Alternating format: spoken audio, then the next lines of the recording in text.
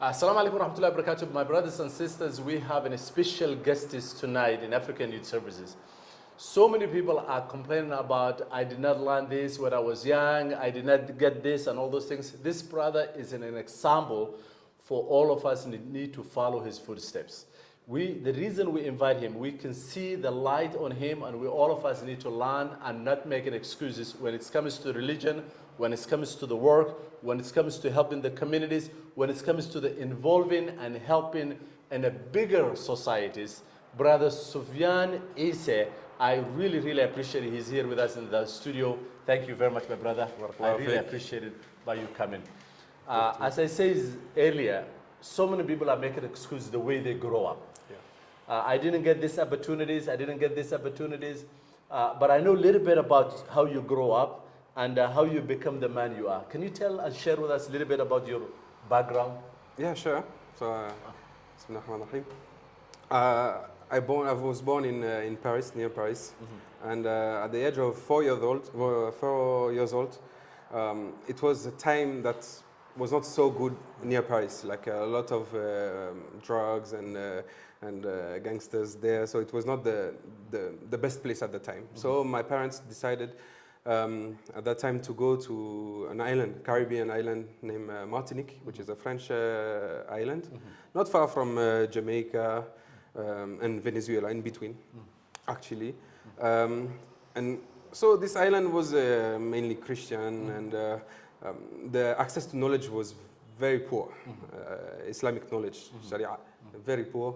No madrasa, or there was one madrasa in the whole island, and it was far from me. So it was very difficult to attend.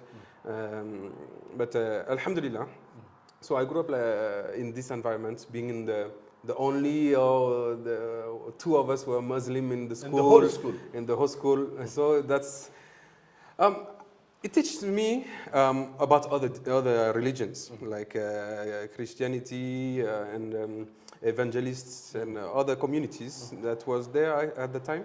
And at least I had that opening and that knowledge of the other, of the others. So I was not only with Muslim and knowing about Muslim. And it was after interesting to know about comparative religion with Ahmed Didat and Zakir Naik. It was interesting to, okay, I've read the Bible even at that time, so I could relate and understand way better. Wow. So many young people are growing up in environments, maybe they're the only one in a Muslim in their whole school, in their communities. Yeah. And they will not have a good environment. How did you survive? How did you get help in learning about your religion, your culture, and your deen? So the really main access was my parents for knowledge, but it was difficult. It was difficult. So how long you live in that island? How long you live in that island until you come back to Paris and France? How long you live in that area? Oh, I left when I was 19 years old. Okay. So I went to Paris at that time. But to survive, just to come back to the point how to survive in that environment, you just stick to your deen. So no pork, no alcohol, and that island, a lot of pork, a lot of alcohol. A lot of body. Really is the axe of the deen, of Muslim. It is the axe, completely opposite.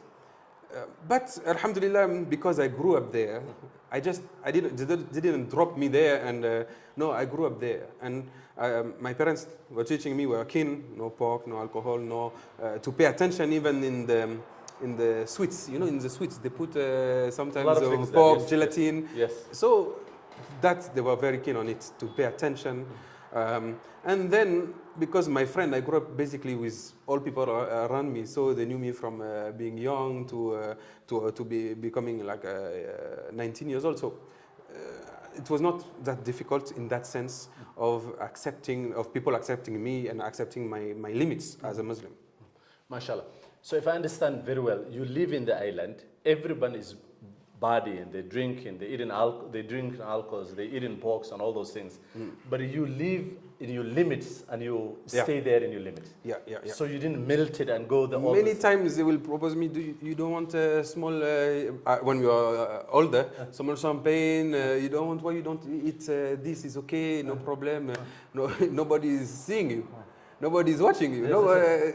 So I'm sure there's a lot of people will watch or maybe live in the same environments, and other people are offering for them. But for you to understand, anywhere you are, or everywhere, any one of us, anywhere you are, Allah is watching. Yeah. And you need to understand this is your religion, and you don't want it to do that. And exactly, it will bring no good to you. No good to you. You have very good. And this is thanks to my parents. That we have these strong limits up to looking all the ingredients every time you're buying something, because when you are in here it's easy. You're in Kenya or you are in Egypt or in Islamic or friendly country, let's say, it will be easy to find out if it is halal or not halal. But your mom and dad, maybe they will speak their mother tongue in their language, but maybe there are some immigrants, but luckily they can download apps who can tell them about this. Now, yes, now. Like 30 years ago, there were no apps. So by having this exercise every time to read the label, the label, ingredients, to look, to be sure there is no pork, it was already putting in our mind this limit, and we have to do that. We're not eating pork. We're not. Even some cakes, they were having some alcohol in it. Yes. You have to look. You have to look. There is no pork. There is no alcohol. And maybe one of the things will come to the end of the interview for you to go to Makkah and Umrah and pray, because you did not eat haram in your young age. Allah accept your prayer. That's all is connected. So we'll come that. We'll come to that. So you protected and you stay in that environment with helping your mom and dad. Guiding you, helping you, then you become 19 and you come your education, your further education into Paris. Yeah, exactly. Starting my. How that happened? I mean, it was. I've seen all I could see maybe in that island. You know, an island is not that big; it's quite small. And there is a time you want to see something else. It is too small. You want to experience something else. So it was time for me to go. The first in my family, my sister was there, my younger brother also. And then I left to Paris, starting my uni there in IT. And yeah, so I was alone that time. So when you finish the high school, you go to the IT school? Yeah, when I finished high school, I go to university in IT, bachelor degree in IT. So not only you protected your value, not only you stay in your faith, but even you become an educated in the field you like to go in your life. Yeah, that was a priority for my parents. Wow. From young age, we have to. If you bring our grades in France, it's out of 20. Out of 20. So if you bring a 15 out of 20, it is not good. If you bring a 17 out of 20, where are the 3 points missing? And so it was very, very strict about education. So what is your education level? You was bringing 17 home, 19 home, 20 home. What number you used to bring home? Oh, over than 17. Over the 17. Yeah, if I bring it with 15, it was not good. So you usually between 17 to 19, 17 to 20. Yeah. 17 to 20. So, yeah. So how is the home environment? How is the home study? So your mom and dad used to give you time and study with that and help you with it? So when I was very young, my dad, and when I arrived at 15 years old, it was too harsh for me, too difficult with my dad, because he was very, very strict if my grades were not good. At that time, my mom told him, just take it easy. Just leave him. Even I was 13 years old. Just leave him on his own. Now he knows, leave him on his own, and he will do himself. And so I was, but majority-wise, I was working on myself. Okay. Even before that, my dad was strict when the grades are coming home. Before that, you work, you can do everything. You're on. You're on. If the grades are not like 15, like I was telling you, it is not acceptable. Very difficult issue. So, but yeah, mainly working on my own. MashaAllah. So now in early age, you protected with Allah has protected you and your family. Now you get in a college, you graduate. How did you learn in the religion and get time to know more about? Left in alone in environment, now in your own. you reflect more about your parents first. That's right. That's why the That's first. a very good point. You reflect more on your parents. That's very, very important. What they did for you, Yes. how you came up to that That is place, and so you are alone. So these changes started with that. Okay, your parents, you don't have your parents now. I mean, you still have them on the phone, but they are not there. You're on your own. You have to deal with yourself to put. You are the one now putting the limits for yourself. And it's a new environment, totally new. Me, I was raised in an island where I knew everyone, to a place I know nothing, and so yeah, it was first it was about that. Maybe there was a period where okay, I'm discovering everything, and after some time, there is the first few months, wherever you're going to, you discovering, going places, looking, and discovering period time, and then come the reflection. Okay, because the hardship starts. The school is hard. You're living alone. You're cooking for yourself alone. You're taking care of everything alone. So you started becoming more grateful to your parents. I've never been ungrateful to my parents, but you're realizing the reality of what they were doing. Yes, for you only. Yeah, and when you are finishing, you're doing only pasta, white pasta, and small meat. You're telling yourself, I miss my mom. But alhamdulillah. I like Brother Sufyan. You should be grateful to your parents, and especially so many immigrants who sacrifice their kids to have a better life. And some of those kids, when they go in 18 and 19, they think about they hold the whole world, and they do not go back. But I really appreciated the way you emphasize about being thankful to your parents and be grateful to your parents and understand the sacrifice they made. Really, that's true. So then when you become alone, you take the responsibilities. How did you go to madrasa and start learning to the deen? You have to take your own your path this time. It's on your, like you said, it's your responsibility. And you understand it has only been your responsibility. Your parents, they're doing what they can. But the reality is, Yawm al-Qiyamah, you will be alone, answering question for what did you learn, what did you not learn, and why. So yeah, I've registered to school, going there on Saturday, Sunday when I was not working. Also, when I was having time, I was following sheikhs and learning with them also. So that was the main point. I'm telling myself, I have to learn. So, alhamdulillah, I go on, and then life is passing by, and you have to work, you have to provide now for yourself. Uni is finished, you have to go to work. Go to work. Yeah, that's you have to. And even more as a man, when you have to provide, it's must on you. You will have to provide for your family. That's right. So it was must first to have an education, to be able to work, and to work. Even in your work, you will have to choose one that is not holding haram in it. That's another difficulty. That's one difficulty there, but it's still possible. And to save your salah, to always pray your salah, your Jum'ah, to not forget. Many people there are forgetting the Jum'ah. They say, I'm working. There is where I was working there, mainly my salah I could pray. Some people say, we cannot pray, we cannot. I'm sure you talk to your boss. You're telling him, I need I need a place to pray. It will take me 5 minutes. Or you don't. Sometimes you don't even say. You just say. Some people, they are having 5 minutes to go and smoke a cigarette. That's right. The same 5 minutes you can have for your salah. And ask your boss.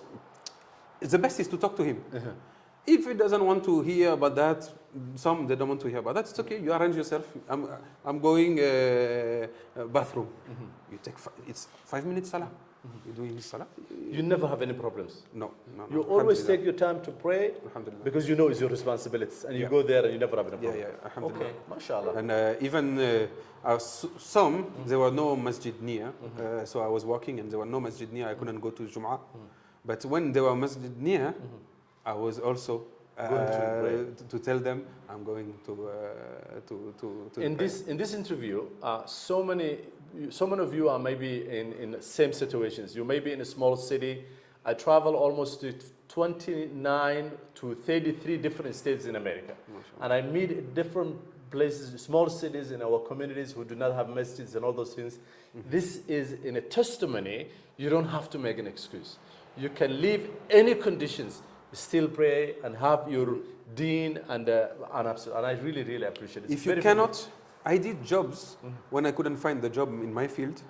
I did cleaning, but in my job of cleaning, I could pray. I could have my space to pray. So even you never wait in your field, in your job, your computer field, if you don't find out, you still look for another job. If I cannot even find, or I cannot find one who can give me my ability to pray, I was doing cleaning. And there is no problem for me. I will not be shy. I was cleaning. That's okay. So your deen is number one than your income. Your deen, my deen is number one than your income. Your deen is number one in your income. I like that. I get goosebumps. That's very, very important. When I'm never reflecting about my life like this, but when I think about it, I'm just telling myself I was cleaning places, but I was praying. Alhamdulillah. So you make choices to pray and go in your deen than to make more incomes, and that's a very, very good topic. Yeah. Even the income was not that big. It was I was providing for myself. It was enough. Alhamdulillah. Alhamdulillah. And Allah opened doors. Yes. MashaAllah, Allahu Akbar. He always opened doors for me. And I'm saying that for people to understand that with Salah, Allah will open doors. Don't worry what you're doing. Don't, as long as it is halal work, don't worry. Allah will open doors. And you will slowly go to a place that is better than what you imagined before, what you dreamed of before. So after that, Alhamdulillah, I got some work. I was working also because I did a training with horses. So I worked with horse also to do security in places. Because I like horse. That's I was having one. When so after this time, even I went back to for 2 years in Martinique. I was having a horse. That's one thing of my life. And I did training also to bring people with horse outside in the nature, because I needed that thing also. Computer is good, I like, but I needed that ability to go out and to connect with nature and with the mountain, even with the beach, the forest. So I did that too. And after I I got inside marketing. I was starting marketing. And then I went to London, thanks to that marketing. And in London, I wanted to go to London because they are more open than French people about Islam and everything. Alhamdulillah, I found a marketing manager position in a company owned by Muslims. So even for Salah, it was even easier. Even I was going with my boss to Jumu'ah. Wow. So this was very good. So how long you work in London or in England? Alhamdulillah, I started working. It was already a relief for me from being in Paris because of the deen side. And that time, so after 3 months of working there, I went the whole, even, how come you will ask 1 month, 1 month's leave to your boss to go Umrah? And he will give you. And he's give it to you. It was Ramadan. I talked to my boss. Alhamdulillah, I was Muslim. I was the marketing manager. And after 2 months only, normally you ask that after 2-3 years, you can ask something like this. He told me, okay, if he accepts for me. It was Qadarullah. So I went, even, mashallah, it was during Ramadan. And as you know, Umrah during Ramadan is equivalent to Hajj with Rasulullah. Wow, that's true. So I went there and I make dua. I make dua to find a work. I could work in better environment even than London, in a place that I can practice my deen and have time even to see my kids, raising my kids, and to be with my family actually. I didn't want to work where I go to office, I don't see my family, I go 8 morning, coming 6 evening, and I don't have family life. That was quality time is important for me. Yes, As you yes. see, As a family. as a family, quality time I already knew I needed that in my family. So I made dua. And I come back, it was May, I think, 2018. I came back June after Eid. And 1 month or 2 months after, at the end of July, I got a call. Someone wanted me to work for them, an NGO, a French NGO actually, which I'm still working with now at the time, and as a remote work. So you can raise your kids, learn your deen, and still work. And still work. And Because still work you ask from Allah home. and He give it to you. And they give it to me.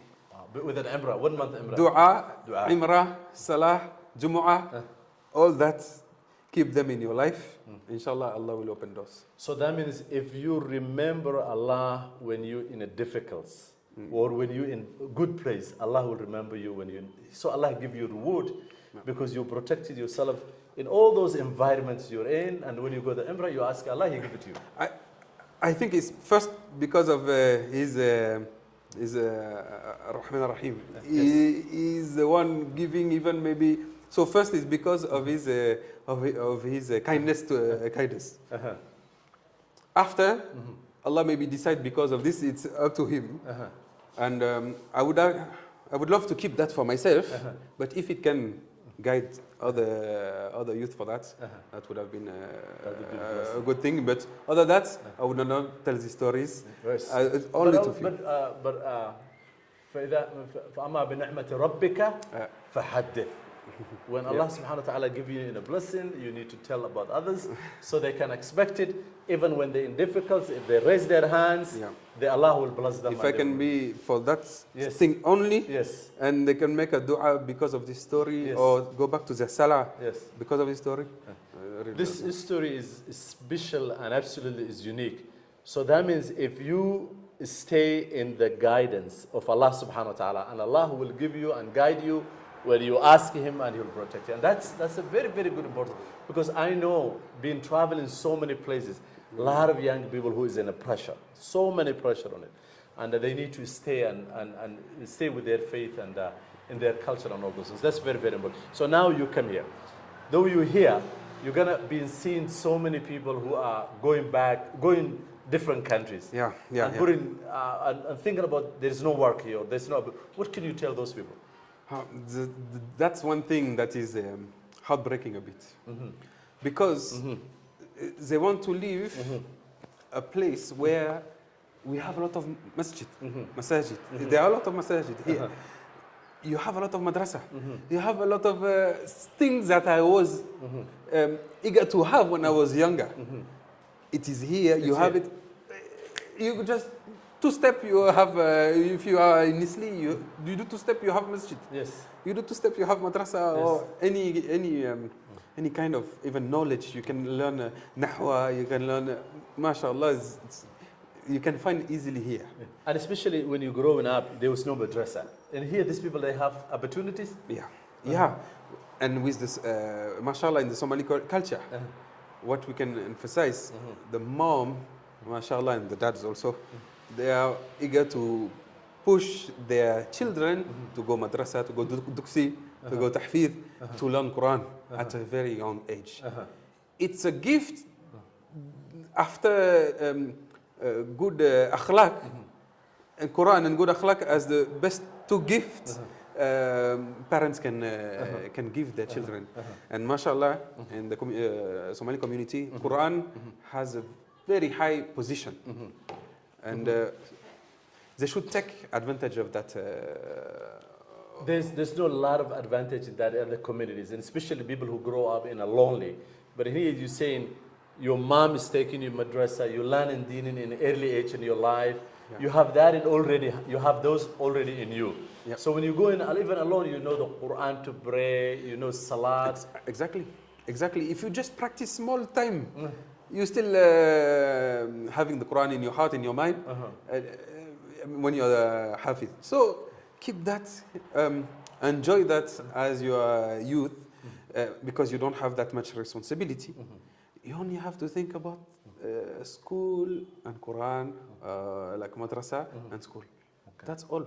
One is that it will help you in all your life, Quran, and the school to take your responsibility towards your family. So everything is here. Now we talk about madrasa, that is a lot here, and the parents that are pushing, but now education and akhlaq. Which is possible here too. And when they are going there, we can see maybe they are missing Salah. Yes. They are missing Jumu'ah. Yes. It's like because they are not, the religion is not because of the country you are. You're not living the religion here and you're traveling. When you're traveling, this is the main backpack you have to take with you is your deen. Yes. If you're living it here, it means you are not learning deen for yourself. I mean, we don't learn deen for Allah. We learn for ourselves. Allah is sufficient to Himself. Yes. So we have to learn for ourselves, and that's also maybe we have to put it. But so it's like they're leaving this luggage here and they're living without it. It will. Inshallah, it will come back, and may Allah guide us always. And it's not anybody, I don't want to make a generality, but I've seen. Absolutely. So, I'd like to ask you about, you say it's akhlaq. When you were in high school, how can I say Sufyan's akhlaq was? What kind of kid was Sufyan in high school, teenage? Always respectful. Respectful. I have no choice as a young age. If I was not respectful, that was main thing my parents taught me. It is akhlaq. Be respectful. And be respectful, polite. When we are in an elevator or somewhere, someone is going, we have to give way. We wait people to go out. We have to hold the door. We open the door and we don't care the one coming after. The door is coming back even in his face. This is something here. We have. So akhlaq and manners and all those things was something your family was valuing a lot. Oh yeah. It was very, very important to your family. Yeah. Because we wanted to our youth to learn that akhlaq is the clothes you're wearing. Yep. And if you have good akhlaq, good manners, so you're good in the society, that's a very, very good thing. So that's very good. So you have that akhlaq. The other thing you say is when you're traveling, in Somalis, as you talk about Somalis, we in the tribes. Yeah. Your tribe, you don't have to do nothing. But in your religion, you have activities need to require for you to go everywhere you want it. I'm a black, I don't have to do nothing for my color. I don't have to do nothing for my tribe. But in my deen, I have to do it in activities and I have to go with me and all the time I go. Yeah. So you say, carry your deen package everywhere you go and practice. So that means don't live you go and leave your baggage of deen and become the same. Yeah. That was especially for the one going abroad. It is even worse for going abroad in illegal way. Illegal way. Because how many people, and this is terrible, stories you can hear, ladies going abroad, illegal way, how many things happening to her. She's losing everything she protected before on her way there. How many, and because of the shame they are facing, after they're not contacting the family anymore, they're trying. And in Paris, there are places where you can meet them. You can go. Now they are on drugs. They are living in tents, in the cold. I'm saying that to dissuade some people to go through, to understand, going through illegal ways will not do you good. You might see maybe someone of your family there and they're posting their pictures. The life there is not good.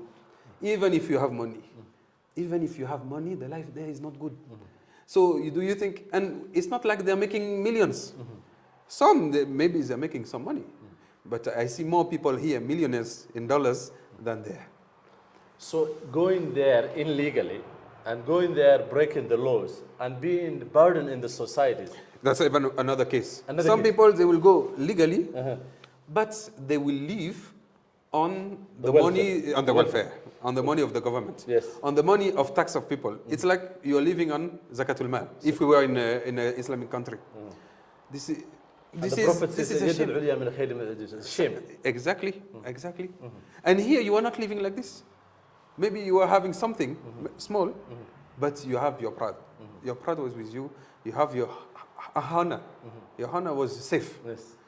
So you did something to go in a place when you're losing your honor. You're not having that much money. because you're taking the money of the government. It is something I would not recommend. So, my brother, in the conclusion, what advice you will be able to give to those youths, those who are burdened into the community, those who left their culture?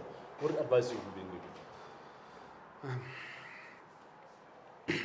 First, to be grateful, the knowledge they've been given by their parents and the madrasas they've been. So they have to be grateful for that and go back to Quran.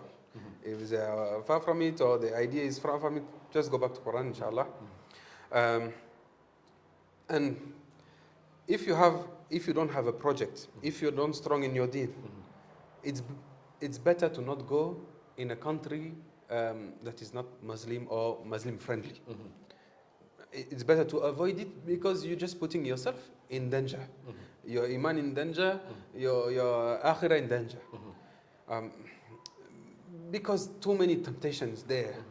It's like an open gate. You're telling even yourself, they are young, like I was saying, they left their deen here. Yes. So unless you have a project and you're strong in your deen and you know you're going to just go there for 1, 2, 3 years just to make some capital because it was hard for you and it can happen, it is hard, it is not easy for everyone. But even you're telling, okay, I will do 1, 2, 3 years there, coming back, legal way, not illegal way. We don't, this illegal way, we don't advise. And then to come back here and to settle here. How many we see the family coming from abroad? Many now they are coming. Many. They are realizing it was not the best choice. Yes. The best choice to go there. They went there, okay, they did what they have to do, now they're coming back. It is a lesson for the ones that are here already. It means that here, it is better. Don't feel low because you have family abroad telling you, oh, look what we have, we're doing this, we're doing that. Don't be low. Look at your deen and preserve your deen, that is best.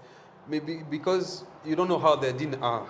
And inshallah, I hope all their deen, and Allah guide everyone and to the best. But we've seen too many losing their deen there. So don't feel, don't belittle yourself because you are here and you are struggling. MashaAllah, maybe your rewards, akhirah will be higher. MashaAllah. So yeah, that's. So in the conclusion, you're saying have great akhlaq. Yep. Don't cross the border illegally and put yourself in risk. Yeah. And burden in a different societies. Yeah. But if you can go legally or go there, do some work and come back, maybe and help you here in the societies, and don't leave your religion. Yeah. Don't leave your religion. Stay in your religion everywhere you are. If already here you are weak in your deen. You are mixing with women. You are going bad places like this. Don't go.